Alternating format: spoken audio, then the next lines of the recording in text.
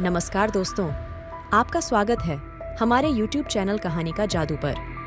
आज हम आपको एक अत्यंत रोचक और शिक्षाप्रद कहानी के साथ लेकर आए हैं। सिंहासन 32 भाग 31। दोस्तों, आज हम आपको 31वीं पुतली कौशल्या विक्रमादित्य की मृत्युति की एक रोमांचक कहानी के बारे में बताएंगे।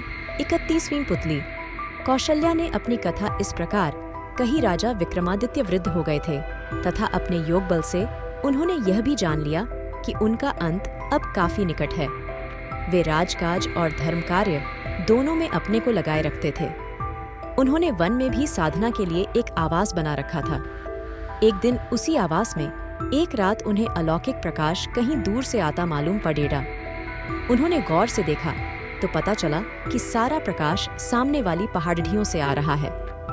इस प्रकाश के बीच उन्हें एक दमकता हुआ सुंदर भवन दिखाई पड़ेगा। उनके मन में भवन देखने की जिज्ञासा हुई और उन्होंने काली द्वारा प्रदत्त दोनों बेतालों का स्मरण किया।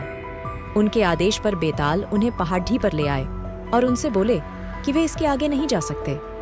कारण पूछने पर उन्होंने बताया कि उस भवन के चारों ओर एक योगी ने तंत्र का घेरा डाल रखा है तथा उस भवन में उसका निवास है।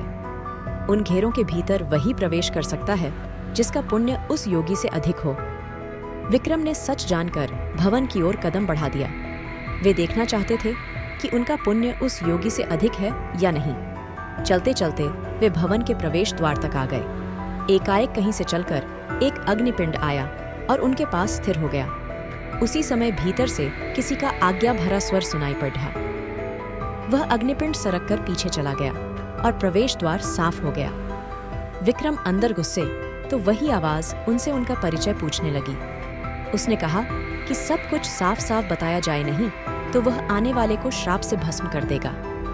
विक्रम तब तक कक्ष में पहुंच चुके थे और उन्होंने देखा कि योगी उठ खड़े रिढ़ा हुआ। उन्होंने जब उसे बताया कि वे विक्रमादित्य हैं तो योगी ने अपने को भाग्यशाली बताया। उसने कहा कि विक्रमादित्य के दर्शन होंगे यह आशा उसे नहीं थी। योगी ने उनका खूब आदर सत्कार किया तथा विक्रम से कुछ मांगने को बोला। राजा विक्रमादित्य ने उससे तमाम सुविधाओं सहित वह भवन मांग लिया। विक्रम को वह भवन सौंपकर योगी उसी वन में कहीं चला गया। चलते चलते वह काफी दूर पहुंचा तो उसकी भेंट अपने गुरु से हुई। उसके गुरु ने उससे इस तरह भटकने का कारण जानना चाहा तो वह बोला कि भवन उसने राजा विक्रमादित्य को दान कर दिया है।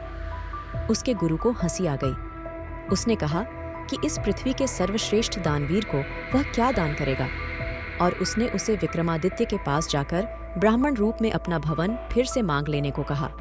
वह वेश बदलकर उस कुटिया में विक्रम से मिला जिसमें वे साधना करते थे। उसने रहने की जगह की याचना की।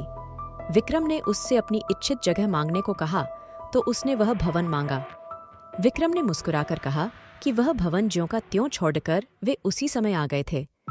उन्होंने बस उसकी परीक्षा लेने के लिए उससे वह भवन लिया था। इस कथा के बाद 31वीं पुतली ने अपनी कथा खत्म नहीं की। वह बोली, राजा विक्रमादित्य भले ही देवताओं से बढ़कर गुण वाले थे और इंद्रासन के अधिकारी माने जाते थे। वे थे तो मानव ही। मृत्युलोक में जन्म लिया था, इसलिए एक दिन उन्होंने इहलीला त्याग दी। उनके मरते ही सर्वत्र हाहाकार मच गया। उनकी प्रजा शोकाकुल होकर रोने लगी। जब उनकी चिता सजी तो उनकी सभी रानियां उस चिता पर सती होने को चढ़ गईं। उनकी चिता पर देवताओं ने फूलों की वर्षा की। उनके बाद उनके सबसे बड़े पुत्र को राजा घोषित किया गया। उसका धूमधाम से तिलक हुआ, मगर वह उनके सिंहासन पर नहीं बैठ सका। उसको पता नहीं चला कि पिता के सिंहासन पर वह क्यों नहीं बैठ सकता है। वह उलझन में पेड़ी टेढ़ा था कि एक दिन स्वप्न में विक्रम खुद आए। उन्होंने पुत्र को उस सिंहासन पर बैठने के लिए पहले देवत्व प्राप्त करने को कहा। उन्होंने उसे कहा कि जिस दिन वह अपने पुण्य प्रताप तथा यश से उस सिंहासन पर बैठने लायक होगा तो वे खुद उसे स्वप्न में आकर बता देंगे। मगर विक्रम उसके सपने में नहीं आए तो उसे नहीं सूझा कि सिंहासन का किया क्या जाए। पंडितों और विद्वानों के परामर्श पर वह एक दिन पिता का स्मरण करके सोया तो विक्रम सपने में आए। सपने में उन्होंने उससे उस सिंहासन को जमीन में गड़ढ़वा देने के लिए कहा तथा उसे उज्जैन छोड़कर अम्बावती में अपनी नई राजधानी बनाने की सलाह दी। उन्होंने कहा कि जब भी पृथ्वी पर सर्वगुण संपन्न कोई राजा कालांतर में पैदा होगा, यह सिंहासन खुद ब खुद उसके अधिकार में चला जाएगा। पिता के स्वप्न वाले आदेश को मानकर उसने सुबह में मजदूरों को बुलवाकर एक खूब गहरा गड्ढा खुदवाया तथा उस सिंहासन को उसमें दबवा दिया। वह खुद अम्बावती को नई राजधानी बनवाकर शासन करने लगा।